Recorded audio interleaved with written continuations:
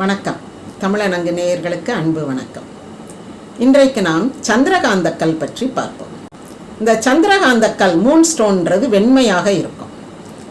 அது எங்கே வைப்பாங்கன்னா சிவலிங்கத்துக்கு கீழே அதை பதித்து வைப்பார்கள். ஏன்னா அதில் நீர் துளிர்த்து கொண்டே இருக்கும். இந்த சுற்று வட்டாரத்தில் இருந்து ஈரப்பதத்தை வாங்கி அது நீர் துளிகளாக துளிர்க்கும். அப்போ அந்த சிவலிங்கத்துக்கு கீழே கொஞ்சம் ஈரம் இருக்கும். இப்போ சிவலிங்கத்துக்கு மேலே நீர்த்தாரை வைத்து சொட்டு சொட்டாக நீர் விடுவாங்க. சிவலிங்கத்துக்கு கீழே கொஞ்சம் ஈரப்பதம் இருக்கணும்னா இந்த மூன் ஸ்டோன் சந்திரகாந்த கல்லை பதிப்பாங்க.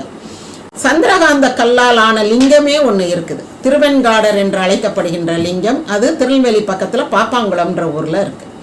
1239 மாரவர்மன் சுந்தரபாண்டியன், அதாவது மதுரை மீட்ட சுந்தரபாண்டியன் ஒரு படம் வந்தது இல்லையா, அந்த சுந்தரபாண்டியன் கட்டின கோயிலில் அவன் சிவலிங்கம், முழு சிவலிங்கமே சந்திரகாந்த கல்லால் இருக்கு.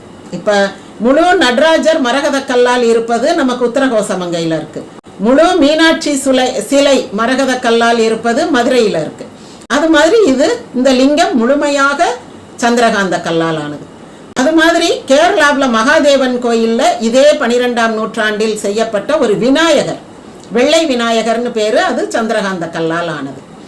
பொதுவாக சந்திரகாந்த கல்ல ரொம்ப மைல்டு தெய்வங்கள் இருப்பாங்க இல்லையா, பெருமாள், கௌதம புத்தர், தட்சிணாமூர்த்தி, இந்த மாதிரி தெய்வங்களைத்தான் சந்திரகாந்த கல்லில் செய்வாங்க.